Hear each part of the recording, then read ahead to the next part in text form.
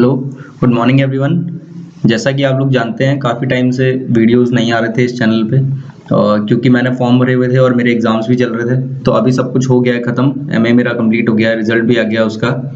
और मैंने एचईएससी और जीडीसी और जीआईसी ये 3 फॉर्म यूपी के अंदर अप्लाई किए हुए हैं और I have clear 2 times net, इसलिए मेरे को ये दो जीडीसी और एचईएससी देने का अवसर मिल रहा है।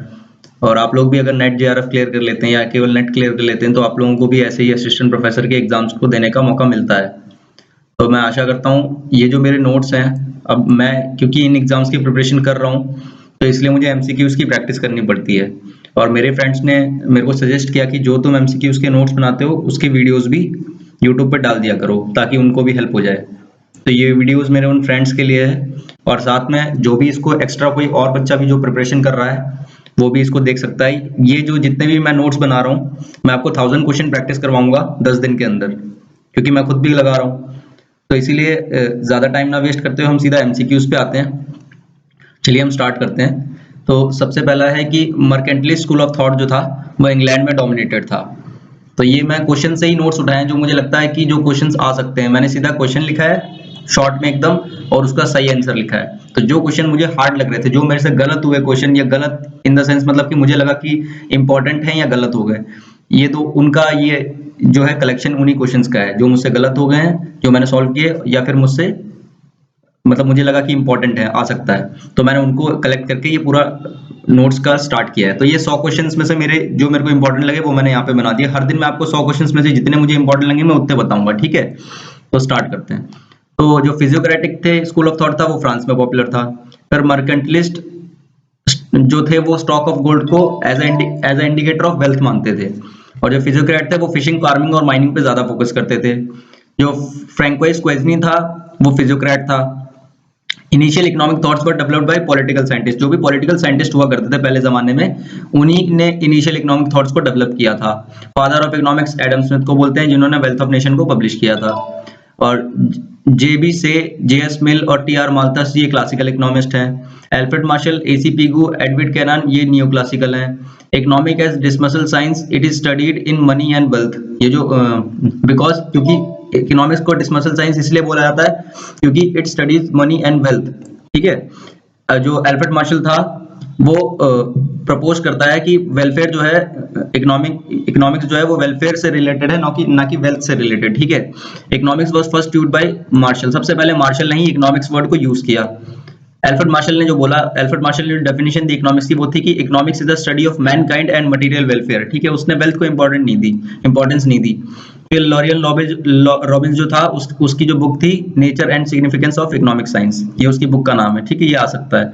फिर जो लॉरियल रॉबिन्स थे इन्होंने एक एग्जांपल, फेमस एग्जांपल कोट करते थे हमेशा बार बार कि रॉबिन्सन क्रूसो, एक ये बंदा था जो रैशनल कंज्यूमर था जिसको वो हमसे कंपेयर करते थे। तो हमेशा इसका जो एग्जांपल जो भी हम कौन सा इकोनॉमिस्ट देते थे वो लॉरियल रॉबिन्स देते थे रॉबिन्सन क्रूसो का एग्जांपल, क्योंकि basic rules of his behaviour were same as our behaviour. जो भी रॉबिन्सन क्रूसो जो बंदा था इनके लिए इन्होंने एक ऐसी इमेजिनरी बंदा बना रखा था रॉबिन्सन क्रूसो। तो कोई भी कंसेप्ट एक्सप्लेन करना होता था कंज्यूमर थ्योरी से रिलेटेड तो वो इसको कंज्यूमर मान के, क्योंकि इसको रैशनल कंज्यूमर बना के फिर एग्जांपल से एक्सप्लेन करते थे, ठीक है।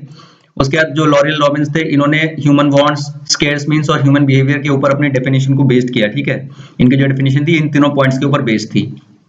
उन्होंने कहा कि वांट्स जो है वो अनलिमिटेड है लेकिन मीन्स आर लिमिटेड है। ये क्वेश्चन आ सकता है कि उन्होंने ऐसा क्यों कहा कि वांट्स आर लिमिटेड, ऐसे कई ऑप्शन बन जाएंगे, इसमें से एक ऑप्शन आ सकता है।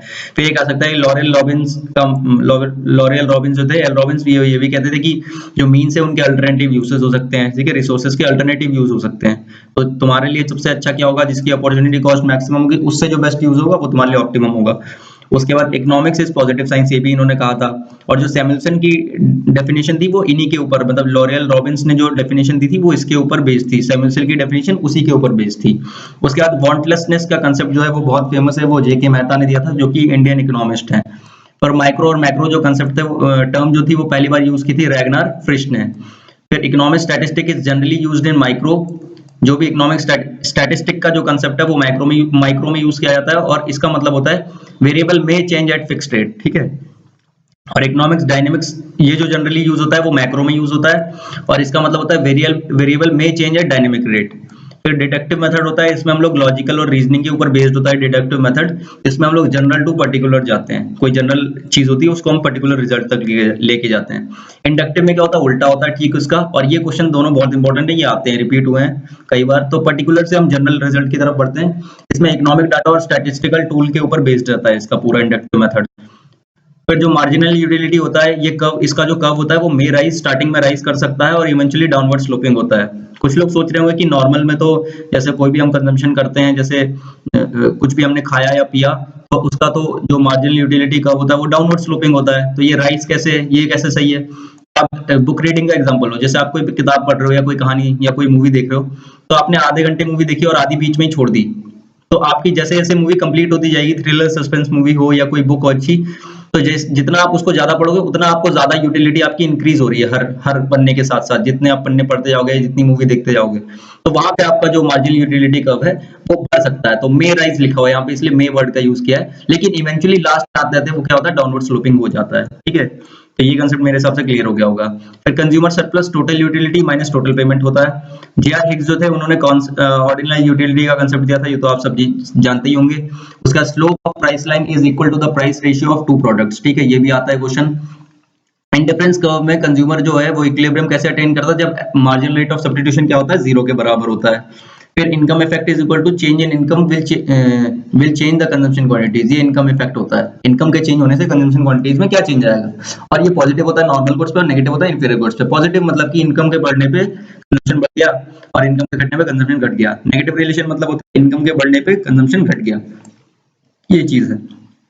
उसके बाद आते हैं गिफन पैराडॉक्स पे। गिफन पैराडॉक्स क्या होता है, negative decrease in price will result in decrease in consumption quantity. Price के घटने पे कंजम्पशन क्वांटिटी घट गई और प्राइस के बढ़ने पे कंजम्पशन क्वांटिटी बढ़ गई, ये होता है गिफन पैराडॉक्स। अगर because negative income effect is greater than positive substitution effect. ये पक्का आता है कि ये क्वेश्चन बहुत इंपॉर्टेंट है कि गिफन पैराडॉक्स में क्यों होता है, मतलब व्हाई डज गिफन पैराडॉक्स अकर। तो उसमें ये ऑप्शन दे देंगे, एक बार यहाँ पे ग्रेटर देन कर देंगे, एक बार इक्वल टू कर देंगे, एक बार लेस देन कर देंगे, या नन ऑफ द अबव कर देंगे, ऐसे ऑप्शन दे देते हैं।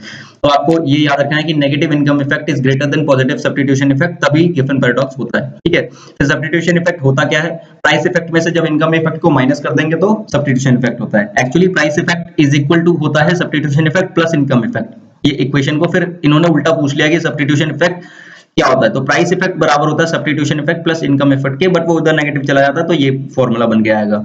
अच्छा, कॉस्ट डिफरेंट मेथड जो होता है, cost different method is difference method of income adjustment is known as Slutsky method. इसको स्लट्सकी मेथड बोलते हैं कॉस्ट डिफरेंस मेथड को। ठीक है, उसके बाद consumer surplus equals to total utility minus total payment. ठीक है, तो ये तो इजी है।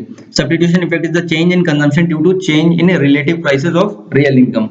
Real income remains same. अच्छा ठीक है, जो सब्स्टिट्यूशन इफेक्ट होता है वो कंजम्पशन, जो भी कंजम्पशन में चेंज आएगा due to relative price changes. ठीक है, सब्स्टिट्यूशन का मतलब ही है कि अगर आपके प्राइसेस में चेंज आने के बाद आपने उस क्वांटिटी को, उस प्रोडक्ट को सब्स्टिट्यूट किया है कि नहीं, जबकि आपकी रियल इनकम सेम है। ठीक है, जैसे मान लो जब हम सब्स्टिट्यूशन इफेक्ट पढ़ते हैं तो उसमें आप देखेंगे कि आपकी रियल इनकम आपकी सेम रहती है, आपके प्राइस में फ्लक्चुएशन होता है, जिसके कारण आप कंपनसेटिंग वेरिएशन इन इनकम लगाते हैं और उसके बाद भी आपकी जो इंडिफरेंस कब है वो शिफ्ट होके प्राइस लाइन पे कहीं और चले जाती है, आप अपना कॉम्बिनेशन चेंज कर देते हैं। तो इसीलिए वो सब्स्टिट्यूशन इफेक्ट को दिखाता है। उसमें प्राइस इफेक्ट के अंदर सब्स्टिट्यूशन इफेक्ट और इनकम इफेक्ट दोनों दिखता है, बट इनकम इफेक्ट को हम लोग क्या करते हैं, कंपनसेटिंग वेरिएशन इनकम से हम क्या करते हैं, खत्म कर देते हैं। तो बचता क्या है, सब्स्टिट्यूशन इफेक्ट। वो हम कैलकुलेट कर सकते हैं स्लट्सकी मेथड में। वो आप थोड़ा डिटेल में जब एचएल ऊर्जा में पढ़ेंगे तो आपको समझ में आ जाएगा।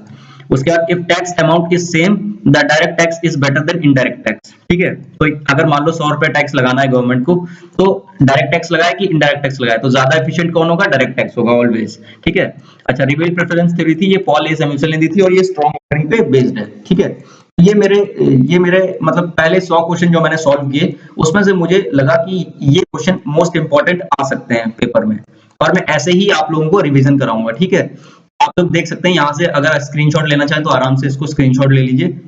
ये देखिए यहाँ से हो गया, फिर इतना स्क्रीनशॉट अगला ले लीजिएगा और फिर यहाँ से लेके अगला स्क्रीनशॉट ले लीजिएगा। ठीक है, लगभग यहाँ से और फिर ये बचा हुआ जो बचा हुआ है ये इतना स्क्रीनशॉट। ठीक है, तो ये आप 4 स्क्रीनशॉट ले सकते हैं पॉज करके। और आई होप कि आप लोगों को ये वीडियो काफी हेल्प करेगा। मैं कोशिश करूंगा कि डेली ऐसे ही 100 क्वेश्चन मैं सॉल्व करूं, मैं क्योंकि मेरा टारगेट है कि मैं डेली 100 क्वेश्चन सॉल्व करूंगा और 10 दिन में मुझे 1000 क्वेश्चन खत्म करने हैं, क्योंकि मेरे भी एग्जाम्स आ रहे हैं। तो मैं चाहता हूं कि आप लोगों की हेल्प हो जाए।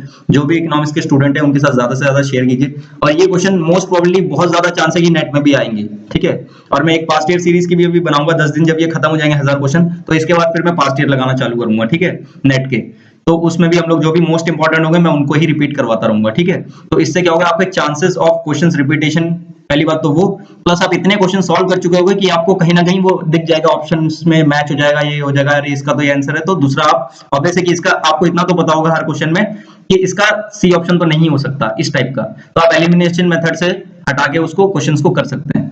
तो आई होप ये आपको वीडियो सही लगा होगा, and best of luck to all of you. Bye.